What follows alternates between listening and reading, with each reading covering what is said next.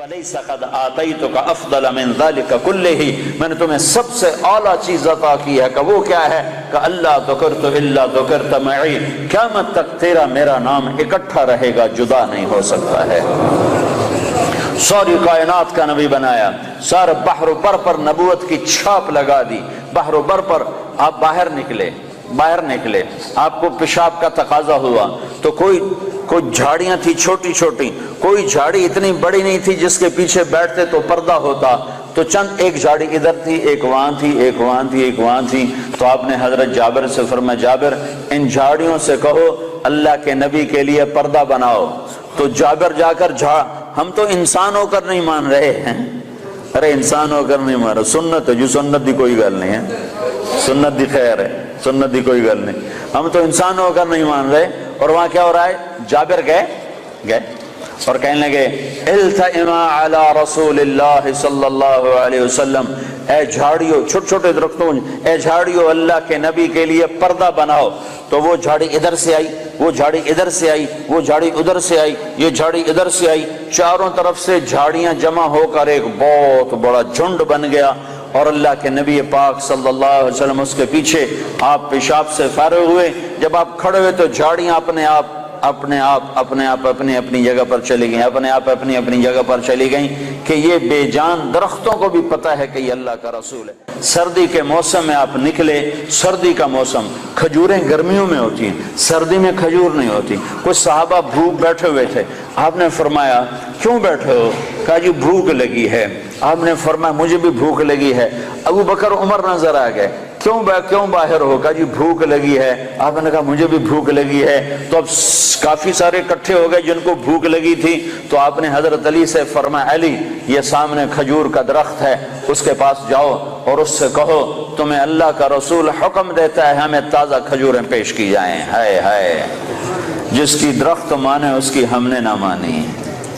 تو حضرت علی گئے، حضرت علی نے آگے یہ نہیں کہا یا رسول اللہ اب تو سردی کا موسم ہے، اب کہاں سے؟ اگر حضرت علی یہ کہتے تو اگلی برکتوں کا دروازہ بند ہو جاتا۔ ایک دفعہ دیگ چڑھی ہوئی تھی، دیگ تو آپ کو یہ بکرے کی دستی بڑی پسند تھی، بکرے کا اگلا بازو بڑا پسند تھا، تو آپ نے باورچی سے کہا مجھے وہ دستی پکڑاؤ، تو اس نے ڈوئی سے ایسے دستی نکال کر پوری آپ کو نکال کر دی۔ آپ نے ایسے دونوں ہاتھوں سے پکڑا اس کو اور اس کو نوچ کے کھانا شروع کیا اور ساری کھا کر پھینک دی۔ پھر آپ نے فرمایا دستی پکڑاؤ، تو اس نے دوسری نکالی اور آپ کو پیش کی۔ آپ نے یہاں سے یوں پکڑا اور اس کو نوچ کے کھایا اور اس کو پھینک دیا۔ پھر آپ نے فرمایا دستی پکڑاؤ، تو وہ کہنے لگے باورچی یا رسول اللہ بکرے کی دو ہی ہوتی ہیں۔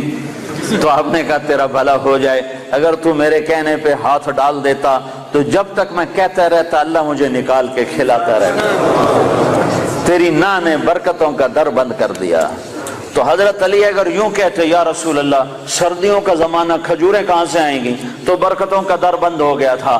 حضرت علی نے ایک دم اٹھے دوڑ لگائی اور کھجور سے کہہ رہے ہیں، کھجور سے، بے جان درخت سے اللہ کا ایھا التمر ایھا النخلۃ، اے کھجور کے درخت، اللہ کا نبی کہہ رہا ہمیں تازہ کھجوریں پیش کی جائیں، تو رب ذوالجلال کی قسم پتوں سے تازہ کھجوریں ٹپ ٹپ گرنے لگی، ساری چادر بھر گئی۔ آپ نے چادر کی پنڈ بنائی اور اٹھا کر آپ نے صحابہ کے سامنے پیش کر، کھاؤ۔ سب نے کھایا، آپ نے بھی کھایا، ابوبکر نے بھی، عمر نے بھی۔ کچھ بچ گئی تو آپ نے فرمایا علی سے جا لے جا، فاطمہ بھوکی ہوگی، میرے بچے بھوکے ہوں گے، ان کو بھی جا کے کھلا۔ یہ میرے نبی کی نبوت ہے کہ بے جان پر بھی نبوت، جاندار پر بھی نبوت، مردہ پر بھی نبوت، زندہ پر بھی نبوت۔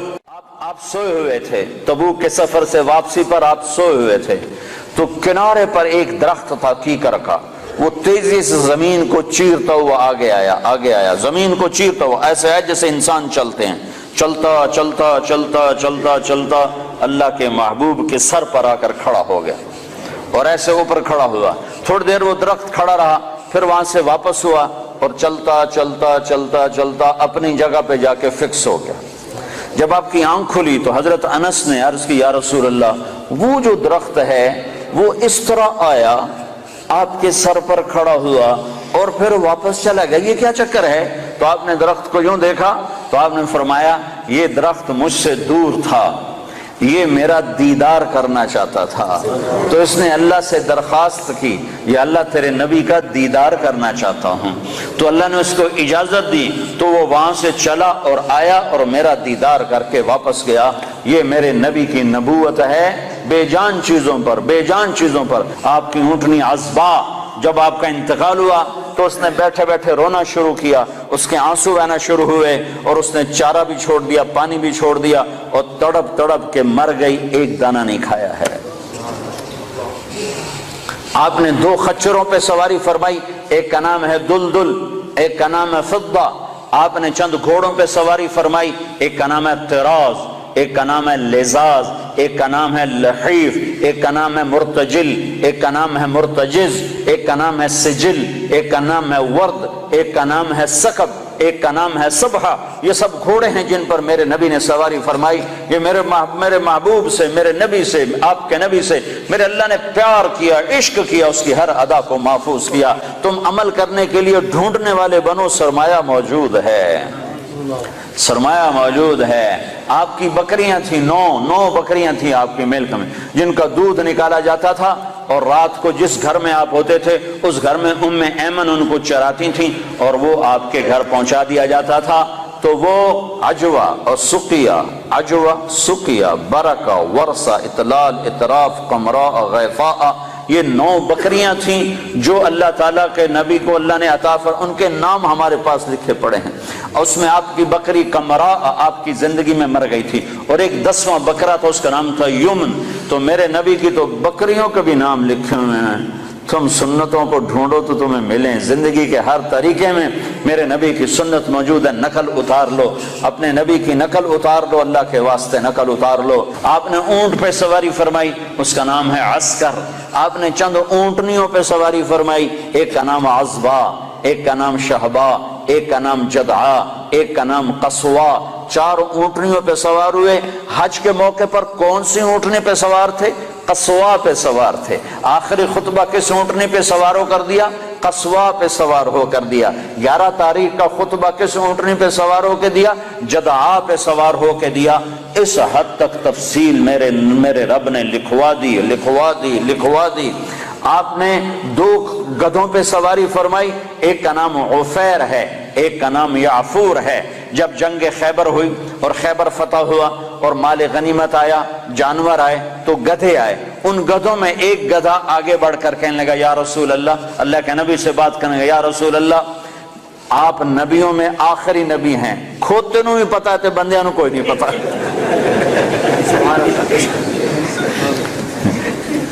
یا رسول اللہ، آپ نبیوں میں آخری نبی ہیں، آپ کے بعد کوئی نبی نہیں، اور میں اپنی نسل میں آخری ہوں، میرے باپ دادے پردادے پر نبیوں نے سواری کی، آپ مجھے اپنے غلامی میں لے لیں، اپنے حصے میں لے لیں۔ تو آپ نے یافور کو اپنے حصے میں لے لیا، اس پہ سواری فرماتے تھے۔ اور یافور اور بھی کئی کام کرتا تھا۔ کبھی آپ نے کسی کو بلانا ہوتا تھا اور موقع پر کوئی خادم موجود نہیں ہے تو آپ یافور سے فرماتے، جاؤ ابو بکر کو بلا کے لاؤ۔ تو یافور دوڑ لگاتا، وہ جا کر سیدھا ابو بکر کے دروازے پہ ٹکر مارتا، ٹھا، اللہ اکبر۔ تو وہ آدمی گھبرا کے باہر نکلتا کہ ٹکر کیا ہماری؟ آگے دیکھا تو یافور شریف کھڑا ہوا، تو پتہ چلتا کہ اللہ کے نبی نے بلایا ہے۔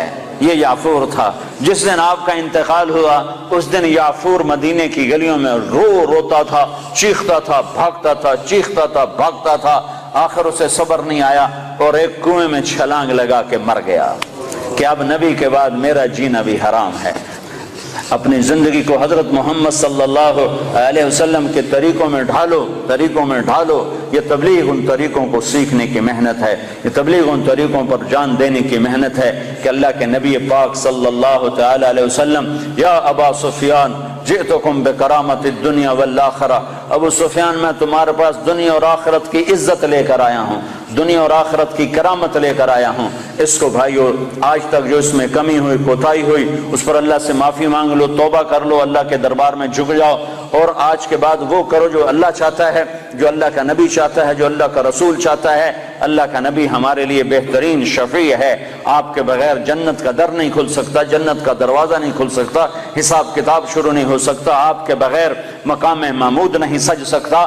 کیا آپ کی شان دیکھنی ہو تو آپ نے کہا میدان محشر میں دیکھنا، لوگ پیچھے ہوں گے میں آگے ہوں گا، نبی پیچھے ہوں گے میں آگے ہوں گا، اللہ کا جھنڈا میرے ہاتھ میں ہوگا اور سارے نبی میرے جھنڈے کے نیچے نیچے چل رہے ہوں گے، سب کے آگے میری شان ہوگی کہ اللہ کا جھنڈا میرے ہاتھ میں ہوگا، لواء الحمد بیدی یوم القیامہ، اور سارے نبی آدم سے لے کر عیسیٰ علیہ السلام تک سارے نبی میرے جھنڈے کے نیچے ہوں گے اور پوری دنیا میرے پیچھے ہوگی، میں سب سے آگے ہوں گا، لوگ چپ ہوں گے میں بولنے والا، لوگ خاموش ہوں گے میں بولنے والا، لوگ نظریں جھکا رہے ہوں گے میں نظر اٹھانے والا، لوگ سہمے ہوں گے میں اللہ سے بات کرنے والا، لوگ نا امید ہوں گے میں امید دلانے والا، لوگ پریشان ہوں گے میں تسلی دینے والا، لوگ پھنسے ہوئے ہوں گے میں شفاعت کرنے والا۔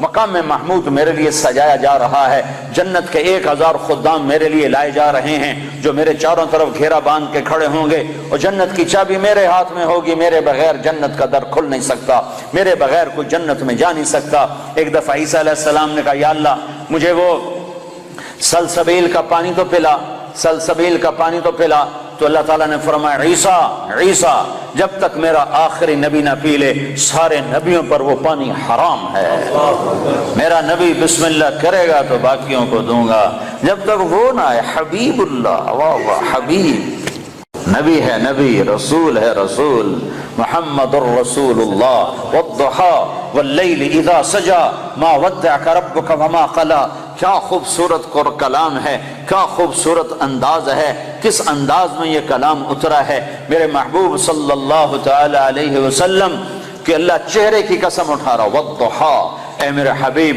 مجھے تیرے روشن چہرے کی قسم، وہ چہرہ کیسا حسین ہے جس کی میرا رب قسم اٹھا رہا ہے، اے میرے حبیب مجھے تیرے روشن چہرے کی قسم، واللیل اذا سجا، مجھے تیری سیاہ زلفوں کی قسم، ما ودعک ربک وما قلی، میں نے تمہیں بالکل نہیں چھوڑا، میں تم پہ ناراض نہیں ہوں، وللآخرۃ خیر لک من الاولی، دنیا مختصر آخرت باقی، تجھے آخرت کی بادشاہی دی ہے، ولا سوف یعطیک ربک فترضی، یہ آیت آپ کی شان میں سب سے بلند ہے کہ ساری دنیا سے اللہ کہتا ہے مجھے راضی کرو، ساری کائنات سے کہتا ہے مجھے راضی کرو، بحر و بر کے انسانوں سے کہتا ہے مجھے راضی کرو، فرشتوں سے کہتا ہے مجھے راضی کرو، نبیوں سے کہتا ہے مجھے راضی کرو، رسولوں سے کہتا ہے مجھے راضی کرو، جنات کو کہتا ہے مجھے راضی کرو، ہمیں کہتا ہے مجھے راضی کرو، شہداء سے صدیقین سے مجھے راضی کرو، اور خود کیا کہتا ہے، خود کیا کہتا ہے، وَلَسَوْفَ يُعْطِيكَ رَبُّكَ فَتَرْضَىٰ، اے میرے محبوب ساری کائنات مجھے راضی کرنے پر ہے، میں تجھے راضی کرنے پر ہوں، میں نے تمہیں راضی کرنا ہے۔